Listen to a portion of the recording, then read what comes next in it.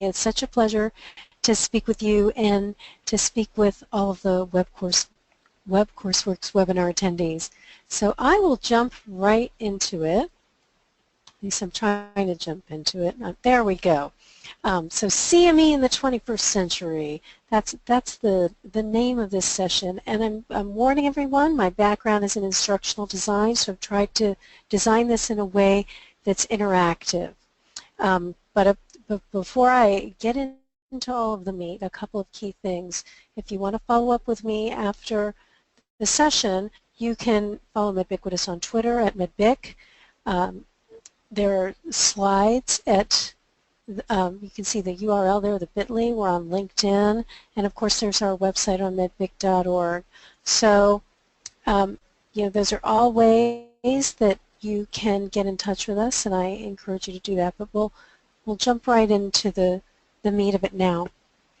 So what are the objectives for this webinar? First, we want you to be able to describe what a technology standard is and the potential benefits of having a standard. For a lot of people, this is a new concept, so we're going to explore that a little bit. We'll describe how standards can support CE learners specifically and identify opportunities for collaboration and integration leveraging standards. So how can the software and systems that you're using in your organizations connect to things, either other things within your organization or things at other organizations?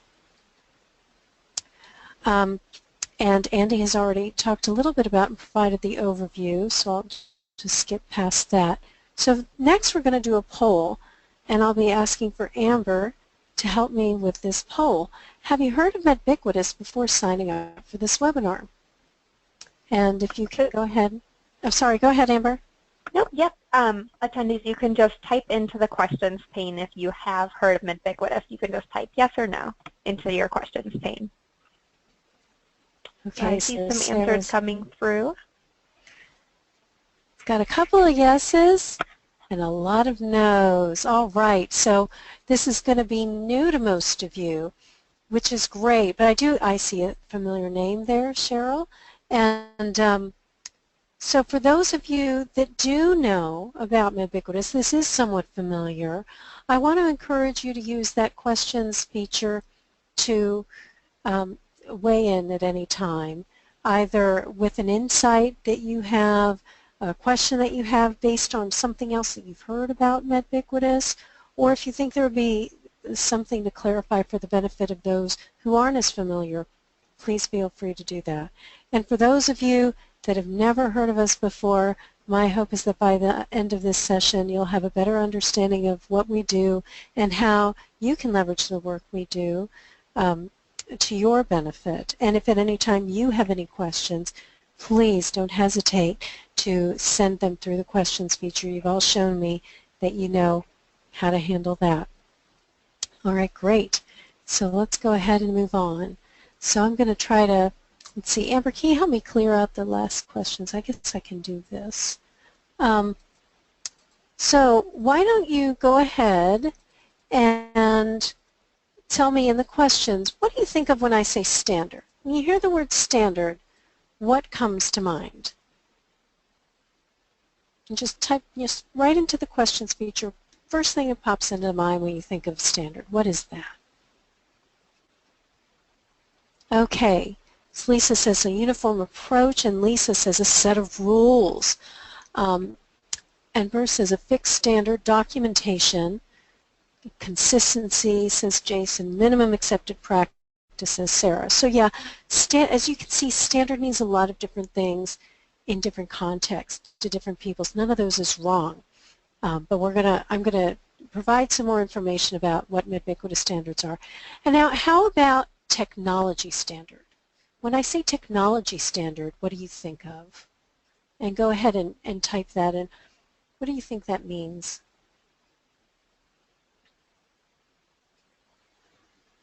Okay, and I see integration, interoperability. Oh, we've got some sophisticated folks here. And any other thoughts? A similar platform. Okay, great. Screen and media rules. Yeah, rules for how you integrate with, work with technology. Most current accepted practice and compatibility. Terrific. Okay, so there are a lot of different ideas that come out when you hear technology standard. I presented to a group of nurses once, and they thought that when I said technology standard, I meant here's what you need to know about technology to be an effective nurse. So I always like to ask this question just so that we can have some level setting. So I'll tell you a bit about what I mean by technology standard. There are lots of different kinds of standards, as you can see on this screen. If you have a child, if you ever had to buy a crib, you know that there are safety standards for cribs and other baby products. The width of those slats on the side of the crib is a standard, and it has to be a standard so that the baby doesn't get strangled in those slats. Email is a standard, and it's a great example of a technology standard. You may have Gmail or Yahoo Mail, you may use Microsoft Outlook and Exchange, but no matter what application you use, you could send email to other people that are using different applications. That's possible because of a standard, and that's interoperability. That's an example of interoperability that someone had mentioned earlier. You look at an electrical outlet, there's a standard for the shape of the plug that we put in, the current, and that protects us so that our hair dryers don't blow up when we try to blow dry our hair, unless you've ever tried using it in a foreign country that has a different current, then you might have a different experience and appreciate the importance of standards. And even a measuring cup, something as simple as a measuring cup, that's a standard of measurement. So we all know that 8 ounces is 1 cup, and that provides a consistent language when we're communicating about volume, and provides protection to consumers when you're buying, milk or anything else. You know what you're getting. So those are just some examples of standards, and I'll give you, when we're talking about MedBiquitous standards, okay, what does that mean? Obviously, we're not in the electricity business, or we're not making cribs or anything like that, but it is our mission to develop and promote technology standards for the health professions that advance lifelong learning, continuous improvement, and better patient outcomes. MedBiquitous was started by Johns Hopkins Medicine in collaboration with professional medical societies, and we've really grown since that start 15 years ago to include many other groups. We are accredited by ANSI, the American National Standards Institute, and we are a not-for-profit organization. We're a consortium, so we're driven by the needs of our members. And we are a standards development organization. We don't make software. We don't offer education other than education about our standards, like I'm doing right now. We just create the common language, those technology standards that we need to advance health professions overall. So again, when I say standard, I mean a technical specification, a lingua franca for data exchange and interoperability, so that one computer program can exchange data and work with another computer program, and one organization can work with another organization. So that's what we're talking about in the MedBiquitous context when we talk about standards. And MedBiquitous standards are free. They're available under a very open license, so without any cost to you, you can download the license, you can download our standards, you can start using them, implement them in your work, you can create derivative products, you can distribute them to other people. The only thing you cannot do is change them and represent them as a standard. Because if I told you that my 7-ounce cup was a cup of water, that would totally turn the idea of what a cup is on its head, and really undermine the whole notion of a standard that in this case has existed for probably hundreds of years. So the only thing you can't do is change it and represent it as the standard.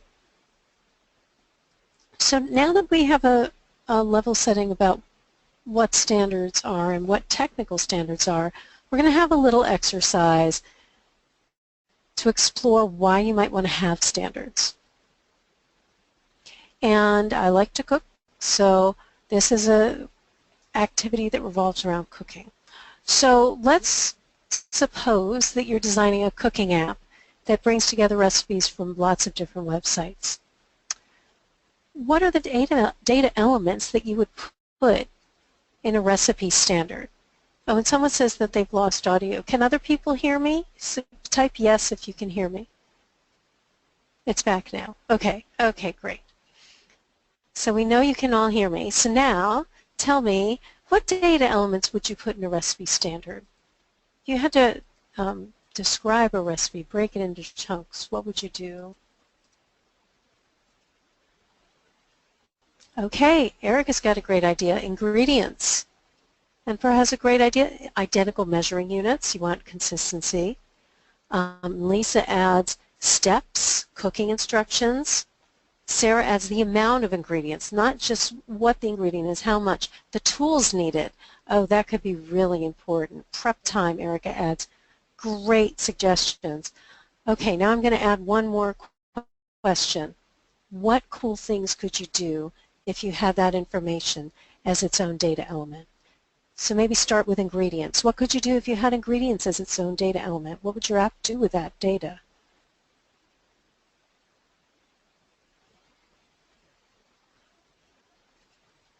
Not sure? You can type it into questions if you have an idea. Valerie, how about your app pulls in the recipe and then it helps you shop at the supermarket for the ingredients? Excellent. You know, Sally, Sally had the same idea, make shopping lists. And then another idea from Erica, tell you each recipe you can make with those ingredients. So if it's, like in my house, Friday night, I have no food left by Friday night, got like 3 things in the cabinet, what can I make with those 3 things? Brenda says nutritional information, absolutely. Know what to purchase. Substitutions, modifying ingredients.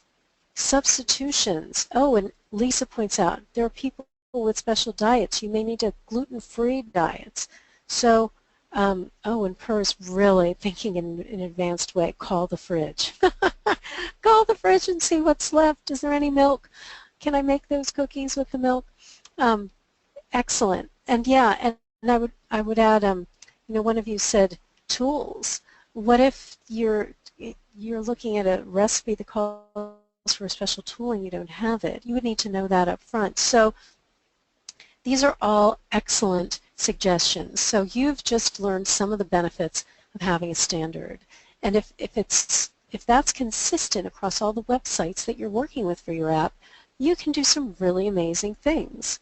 And I want to give you an example of some amazing things one amazing company already does, Google. So if you've ever searched for recipes on Google, and many of you probably have, you might notice that there are some consistent things you see in the search results. Next to the ratings, there's the time it takes to prepare and the number of calories. That is not something that is created using a standard. So the organizations that publish recipes on the internet are all using a standard and putting into, in a hidden way, putting into the content of their web pages the prep time and the calories. And Google is, because that's in a standard format, Google can harvest that data and present it to you, the user, in your search results, and you can then use that data to make better decisions.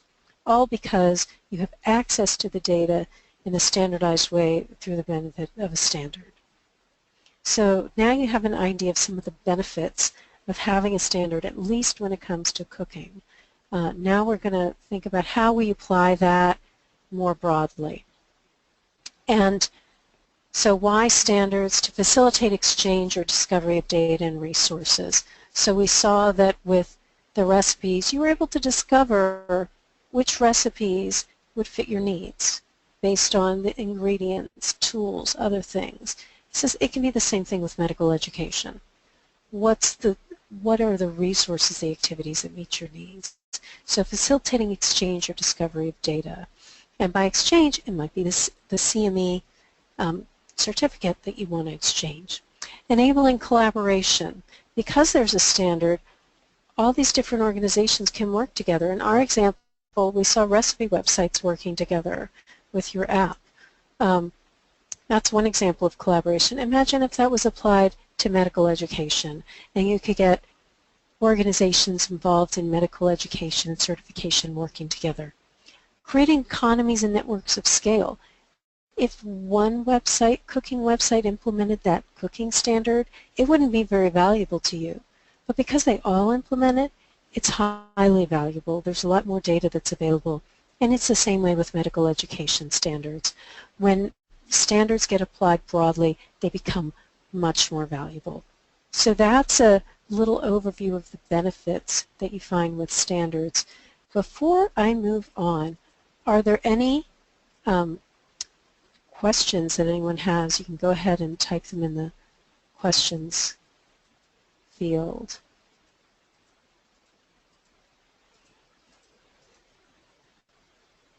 Okay, let's go ahead and forge on then. And I'll just say, feel free at any time to enter something in questions.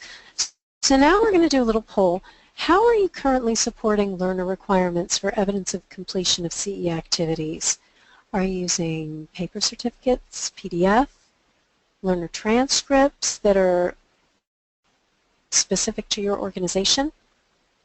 Or are you doing something else?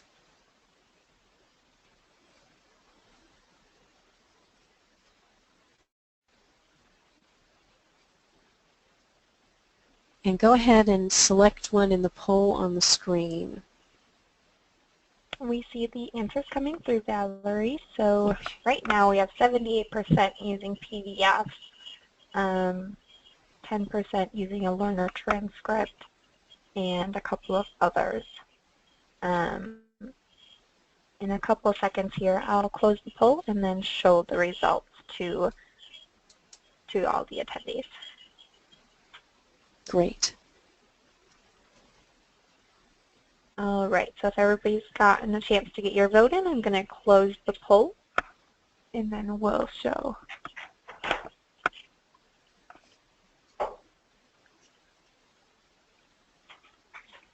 So you should be able to see the results on the screen. And then PDF certificate has 69% with learner transcript at 15%. And then there were a few other answers in the questions pane. Brenda says that she edits the CMEs for an organization and that she thinks that they use PDFs. And then Jason, that they're not supporting evidence of completion yet. Great. So this is this gives us an idea that the majority, a strong majority, are still using PDFs. And there are a lot of benefits of PDFs. They're easy to send around, but my guess is that there are maybe some downsides or things that are challenges as well. So what are the challenges associated with how you currently issue certificates, PDF or the Central Learner Transcript? And not just for your organization, but certainly that's important, but also for your learners. And go ahead and type your answer in the questions box. And Lisa, I will come back to your very good question about uniqueness.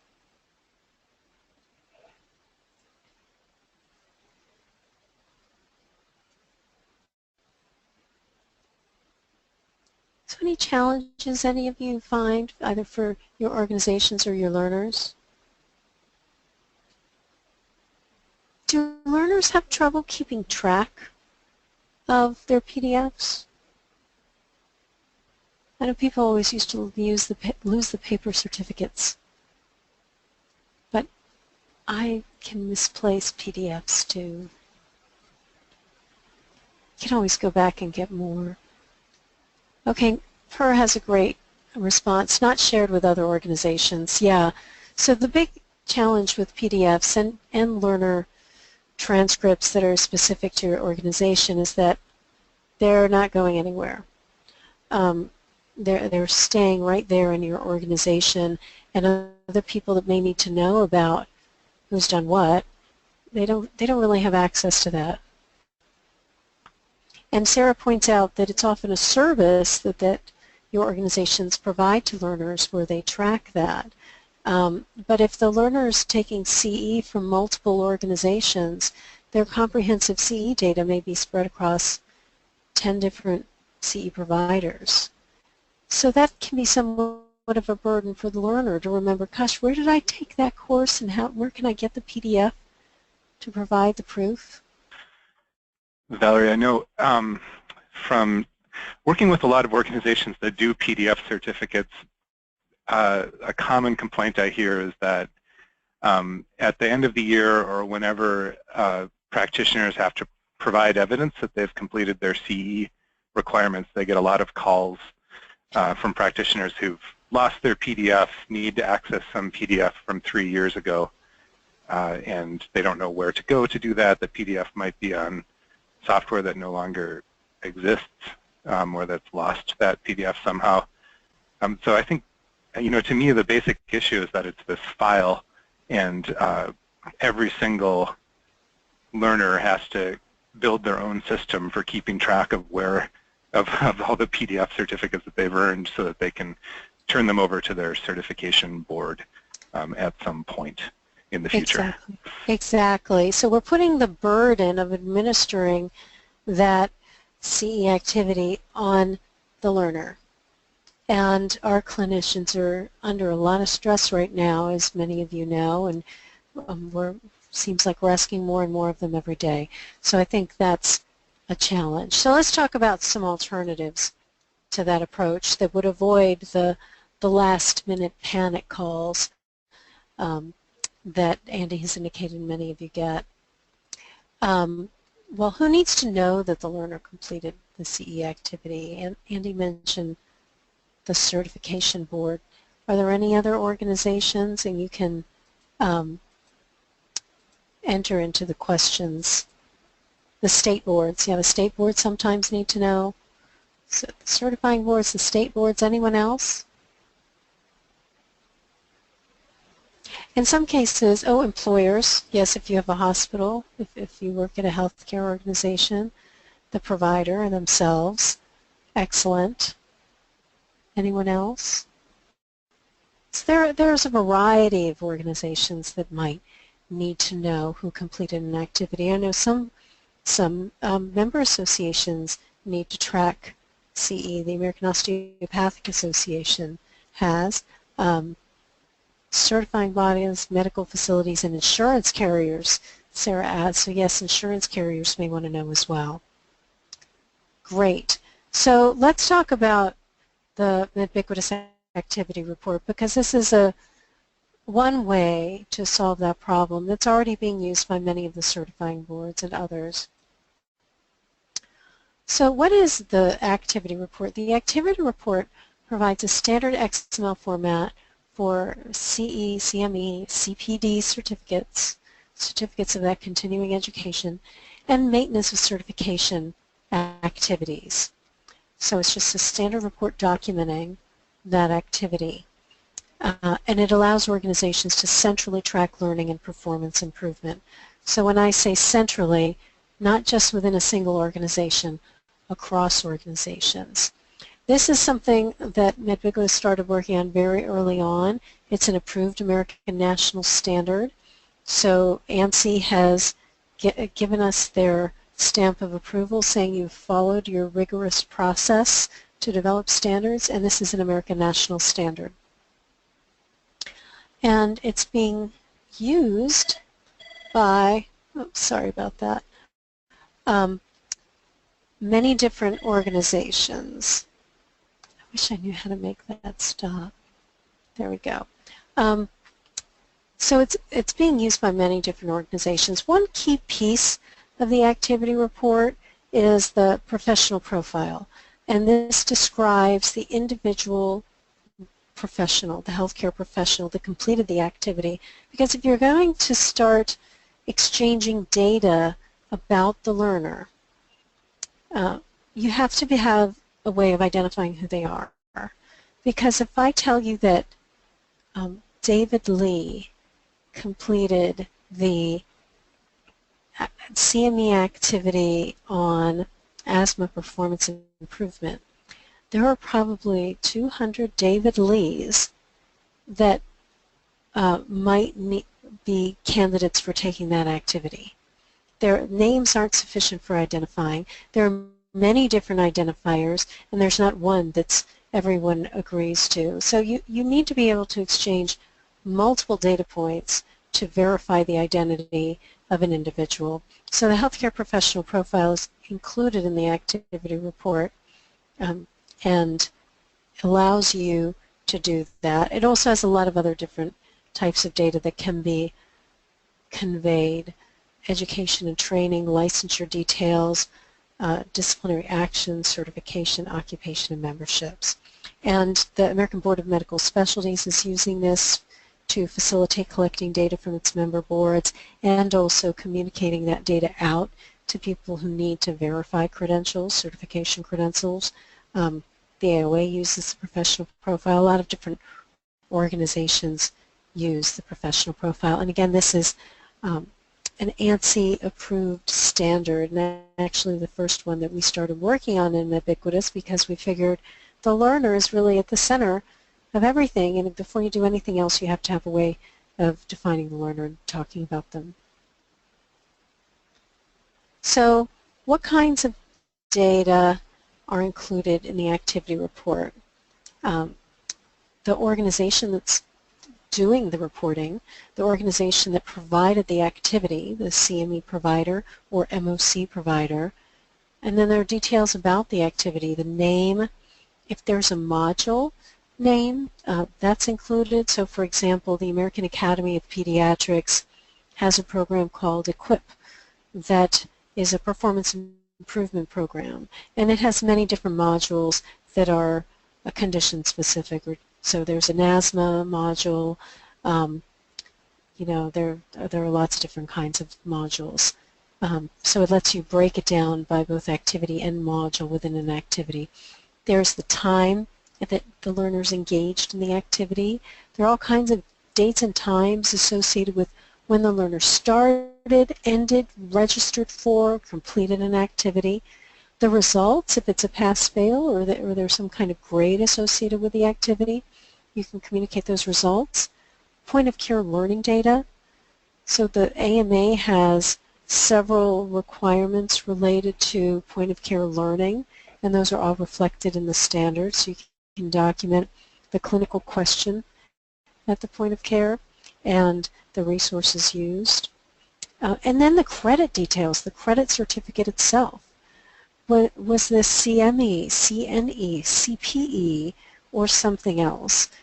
Is this AMA PRA Category 1 credit, AMA PRA Category 2, or some variety of AOA credit, ANCC credit? There are many different kinds of credits out there, and the activity report provides a flexible way of conveying all those details. So here's one example of an organization that uses the activity report. The American Board of Surgery uses it to collect maintenance of certification data related to lifelong learning. So the American College of Surgeons is a big educator of the surgical community, and they send activity report data to the American Board of Surgery using our standards. If you're wondering what XML is, it looks like the HTML that makes up web pages, but we've created different tags that everybody agrees on that are relevant to CME and activity reports. So the American College of Surgeons is sending data to the Board of Surgery using our standard. There's SAGES, a group of it's a gastroenterological society. They're also sending data to the Board of Surgery using the MedBiquitous Activity Report. Decker Publishing sends it as well. There may be additional organizations that are sending to the Board of Surgery. These are 3 that I know of. And there's an automated way to bring all of that data into the board. And James Fiore, the Director of IT at the American Board of Surgery, says, thanks to our standards-based system, we are able to track all of this data quickly and cost-effectively. So I just want to highlight that last word, that last phrase, cost-effectively. it is much faster for the board to be able to, and much cheaper for them to handle this in an automated way using a standards-based system that they developed than it would be to have a human being trying to type that in. Human beings are not always accurate. So not only do they make mistakes, they're expensive. You have to pay them. Whereas with the system, once it's developed, it quickly pays for itself because it's making that influx of data so much more efficient. So another user of the activity report is the ACCME. And before I get into how they are using the activity report, I'm going to provide a little bit of background on the PARS system, the Program Activity Reporting System. How many of you are ACCME accredited providers? If you are, you can type yes in the questions box. Okay, Erica's an ACCME, works at an ACCME accredited provider. Anybody else? Okay, and Brenda as well. So the organizations that are ACCME accredited, you're already using MedBiquitous standards, whether you know it or not, because the PARS system is based on the MedBiquitous Medical Education Metrics standard, which is a technology standard for CE evaluation data. So when you're telling the ACCME, either typing it into their website or sending them an Excel spreadsheet or sending them an XML feed, whenever you're telling them about the activities that you did in the past year and how many people attended, that is all based on the MedBiquitous Medical Education Metrics Standard, or MEMS. So the ACCME is using that to collect data from accredited providers. And they're also using MEMS to support the FDA's Extended Release Long-Acting Opioid Risk Evaluation and Mitigation Project, or known as FDA ERLA Opioid REMS. I know that's a mouthful, but it's an important part of the effort to try and get the opioid crisis under control using CME, accredited CME, as opposed to non-accredited education for healthcare professionals, which is, in my opinion, often suspect. So the MedBiquitous standards allows for data from the ACCME and other accreditors in nursing, pharmacy, and ophthalmology, dentistry, many other professions, allows for all that data to come together so that the FDA can receive comprehensive reports about how many professionals are participating in these activities. So now that I've given a little bit of background about PARS, here's how the ACCME is using the activity report. They're also using PARS to support the activity report, and they're using it to get data from accredited CME providers and then send data to several of the certifying boards. Currently, they're working with anesthesiology, internal medicine, and pediatrics. And MedBiquitous is the lingua franca that allows accredited CME providers to send the ACCME their data about, here are the learners, here are the individual learners that completed CME activities or MOC activities at our organization, and then the ACCME can send them on to the boards. And this is great for learners because instead of trying to track all of that information and produce it 3 years later, the ACCME can track it and the boards can track it, and they don't have to do anything. And that's a huge win, I think, for our healthcare professionals, for our physicians that are trying to keep up with MOC. So I'm going to pause here to see if anybody has any questions. Any questions about what I've covered with the activity report and MEMS?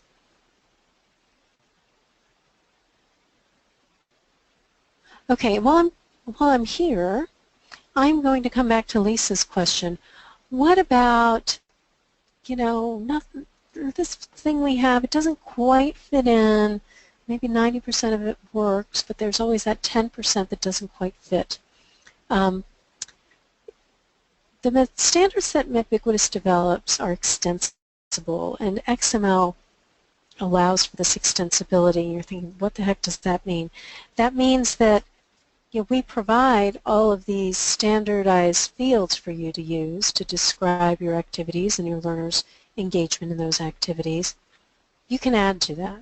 If there's something that doesn't quite fit, you can add to it using the extensibility features. The challenge with that is that then you've created a one-off.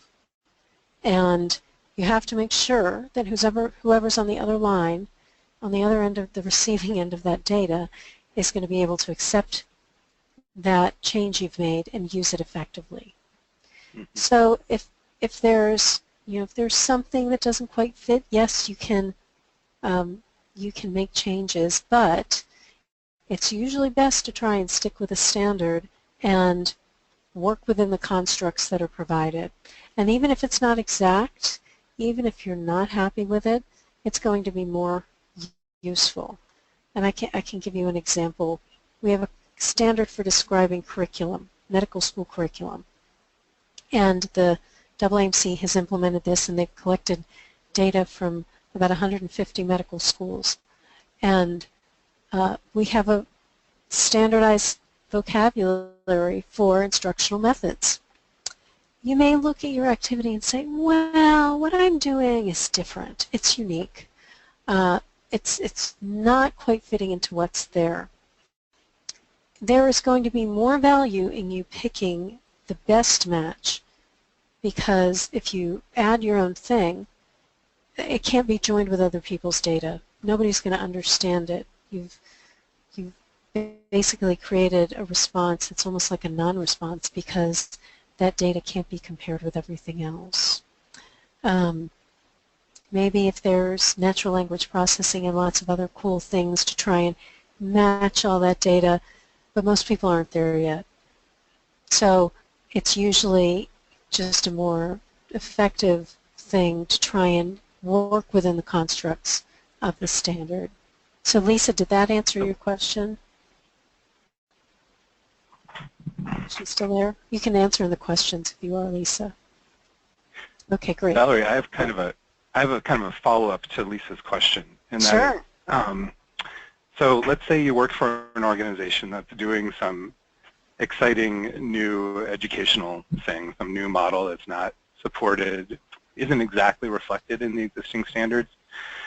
How would you get involved with getting MedBiquitous to formally build that into the existing standard? Sure.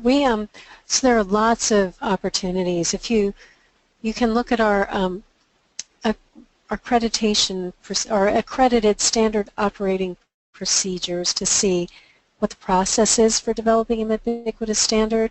There are multiple ways. So the first way is you can join MedBiquitous and get involved in the working group that's working on that standard and change it, because that's what our working groups do. We convene these groups that really do the heavy lifting of determining what needs to go into that standard. The second thing you can do is you can join our standards committee, and that is the organization, the part of MedBiquitous that votes on all the standards. You do not have to be a member of MedBiquitous to be a member of the standards committee. Any materially affected party can join the standards committee and have a vote, and every vote counts. Every substantive comment must be considered. And then the third thing is that we have public reviews of everything we develop. So you can always participate in the public review, and again, we have to consider any feedback that you provide in the public review. It's required by our accreditation process. Wow. Yes. So for the example of so with the activity report, which I think most of us are familiar with, can you just tell us a bit about what kinds of organizations were involved in the working group, how the comments went, and how long it took to develop the standard, and that sort of thing? Yeah, so I'm trying to go to the next slide because I think I have. So here are some of the organizations that are using the activity report, and many of them were involved in the development of the standard. So the American Board of Surgery, James Fiore chairs that working group. It actually started with the American Academy of Pediatrics and the American Board of Pediatrics when the board realized with the rollout of maintenance of certification, oh my gosh, I have to start collecting all this data and I don't have a way to do it. Wouldn't it make sense to work with the Academy? And wouldn't it make sense to do this in a way that other boards could do the same thing? So when maintenance of certification rolled out, we actually introduced the Chief Technology Officer of the Board of Pediatrics and the Academy of Pediatrics to each other, sat down with them, drafted something, convened a broader working group, and then over the next couple of years fleshed that out. And one of the big things that we did in fleshing that out was adding point-of-care learning data relevant to the AMA, and really specking out those the certifying, all the different things about the credit certificate. It's so complex. So we worked on that over a few years and then had our ballot, and it was an official American national standard, I think around maybe 2010. So it's been a standard for a while. Did that answer your question, Andy? It does, and okay. No, it answered the question. Thanks. Okay, great. So yeah, these are the folks that are using it, and it is being used by a lot of the certifying boards because they do have that need. So if you are trying to support your learners in their certification efforts, this is a great way to do that by implementing that standard and working directly with the board. So just quickly, the benefits of having a standard, just reviewing that, it's faster to process standardized data. When the ABMS went from Excel submitted data to XML submitted data that they could validate, they saved half an FTE. That was a person that could start working on other things instead of calling up other books, the certifying board, saying, hi, there's a problem with your data. Can you answer some questions for me? So it's much faster to process standardized data, and that saves money. It's also faster to develop new applications. So they were able to develop web services based on that standard. The Federation of State Medical Boards has developed applications based on our standards. It's easier to work with partner organizations because instead of having to negotiate how you're going to exchange data up front, that's already been taken care of. You can just point to the standard and say, we'll use this. It's also neutral. So instead of one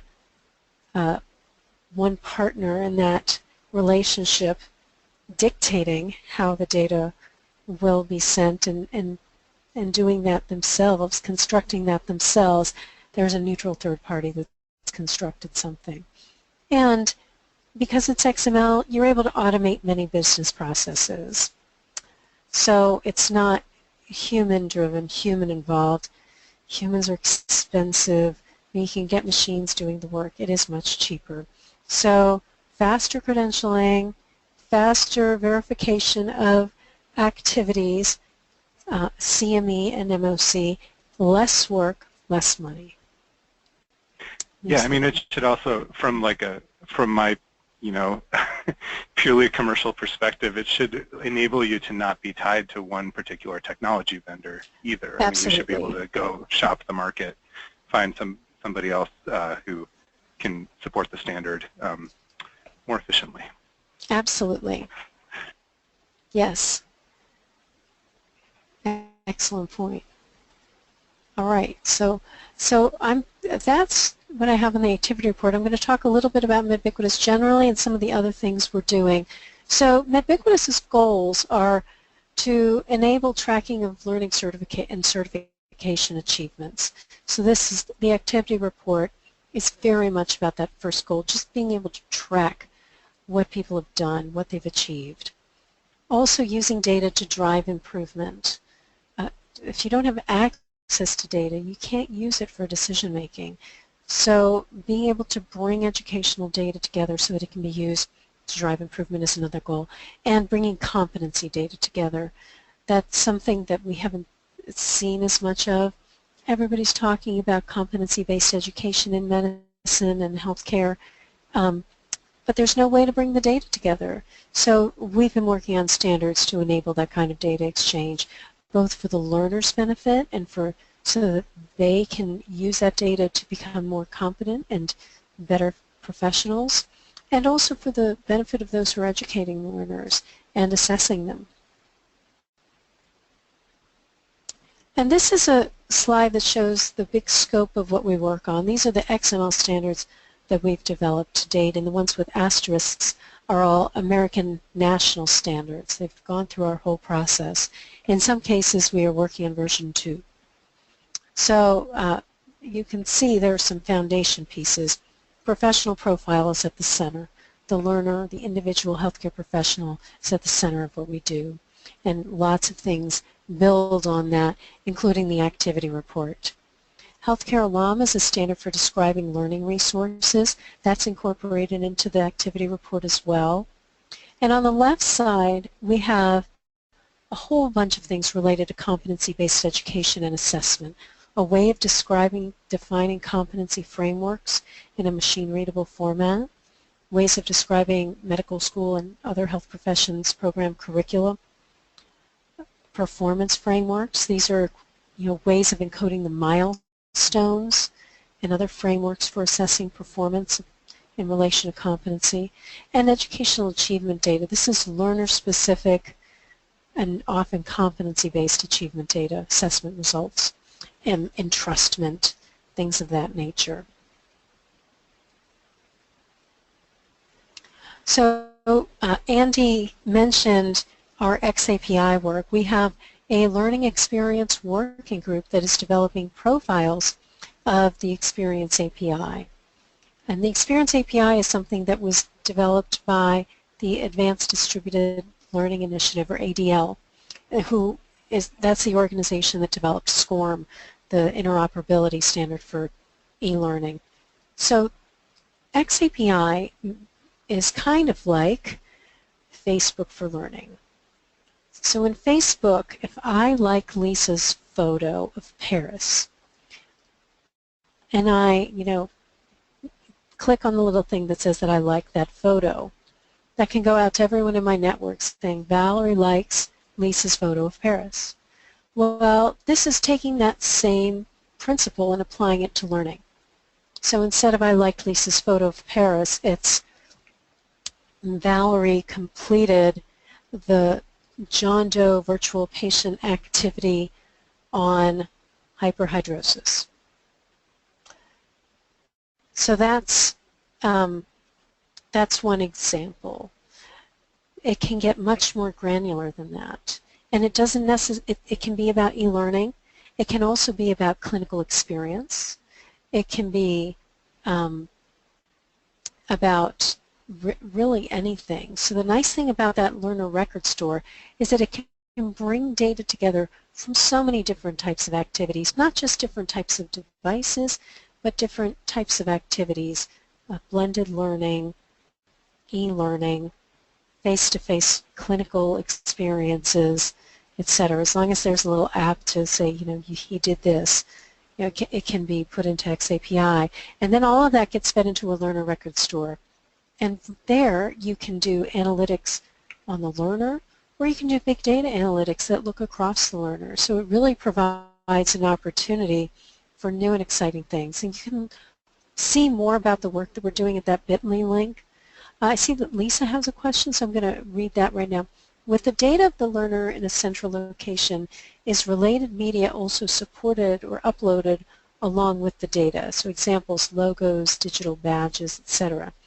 So the example that most often comes up for us, Lisa, is transcripts, especially when you have physicians coming from foreign country.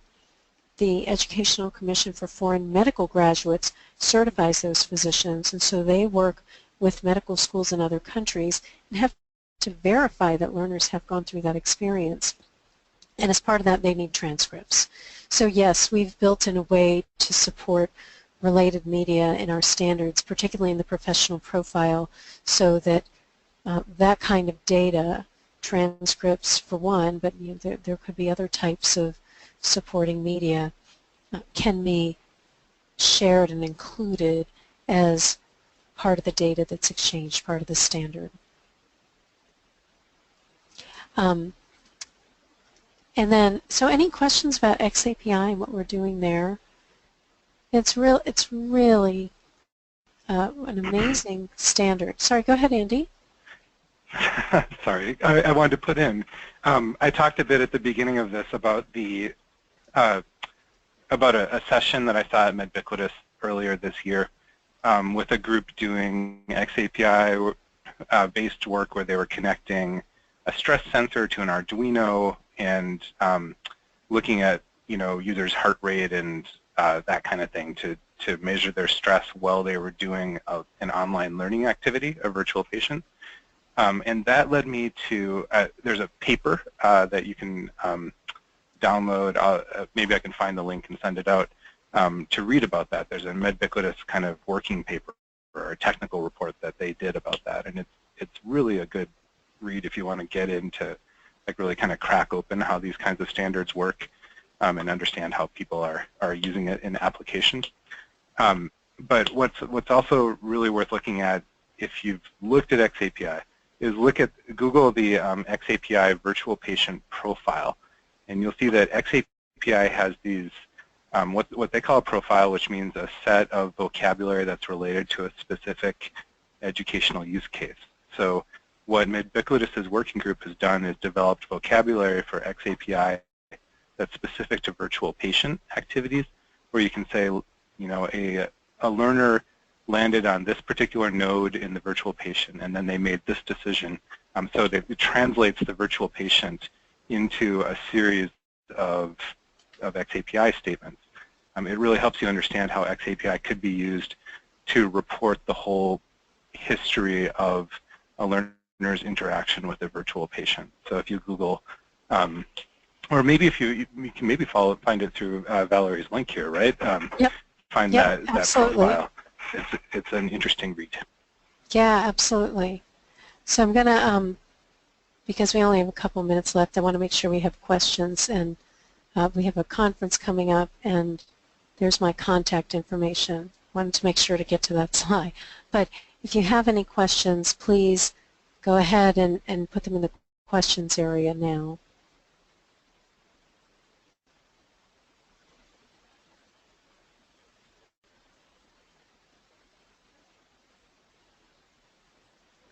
All right, well, I don't see any questions.